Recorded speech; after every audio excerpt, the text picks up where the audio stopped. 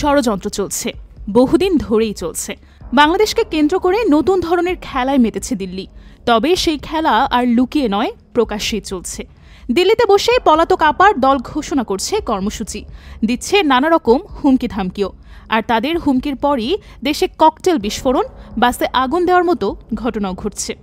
আগেই ভারতীয় গণমাধ্যম খবর দিয়েছিল আপাকে ভারত দিয়েছে বিশেষ গোপন ডিভাইস, যা দিয়ে তিনি খুব সহজেই বাংলাদেশে থাকা ক্যাডার বাহিনীর সাথে যোগাযোগ করতে পারছেন। এরপর সম্প্রতি খবর ছড়িয়েছে আপাকে যে বিধিনিষেধের গণ্ডিতে আটকে রেখেছিল দিল্লি, এবার সেই লাগামও খুলে দেওয়া হবে। মানে নির্বাচন সামনে রেখে আপাকে আরও সক্রিয় করতে চায় নরেন্দ্র মোদীর প্রশাসন। তাই দেশে ঘটে চলা প্রত্যেক অপ্রীতিকর ঘটনার সাথে আপার যোগসূত্র মেলাচ্ছেন অনেকেই।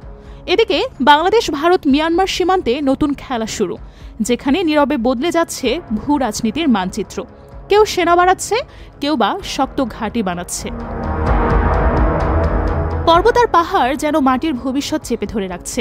দূর পাহাড়ের ওপারে মিয়ানমারের গোলাবারুদ আর যুদ্ধের আলো, আরেকটু দূরেই ভারতের সেনা গাড়ির সারি। কিন্তু এই দুই দেশের মাঝে বাংলাদেশ প্রায় নিস্তব্ধ। ভারতের দিকটায় কি হচ্ছে? ভারত আসলে চুপ করে বসেনি। উত্তর পূর্বাঞ্চলে নতুন নতুন সেনা ঘাঁটি, রাফালে যুদ্ধ বিমান, S-400 মিসাইল প্রতিরক্ষা মোতায়েন করছে তারা। ত্রিপুরার রাজপরিবারের এক সদস্য তো প্রকাশ্যেই দাবি করছেন চট্টগ্রাম নাকি তাদের ঐতিহাসিক ভূখণ্ড। এমন বক্তব্য শুধু বক্তব্যই নয়, এটা একটা রাজনৈতিক আগুনে ঘি ঢালার মতো। মিয়ানমারের দিকে কি ঘটছে? রাখাইনে যুদ্ধ চলছে। আরাকান আর্মি বনাম জান্তা বাহিনী, কেউ কারো দিকে চেয়ে নেই। এই যুদ্ধের শিখা ছুঁয়ে যাচ্ছে বাংলাদেশের সীমান্ত। উদ্বাস্তুরা ঢুকছে, পাচার বাড়ছে, উত্তেজনা ভর করছে গ্রাম থেকে গ্রামে। বিশেষজ্ঞরা বলছেন পার্বত্য চট্টগ্রাম হলো দেশের কৌশলগত হৃদস্পন্দন। এই জায়গাটি দেশের দক্ষিণ পূর্বাঞ্চলের প্রবেশদ্বার। আর এখানেই উঠে আসে আরেক নাম, ফেনী করিডোর।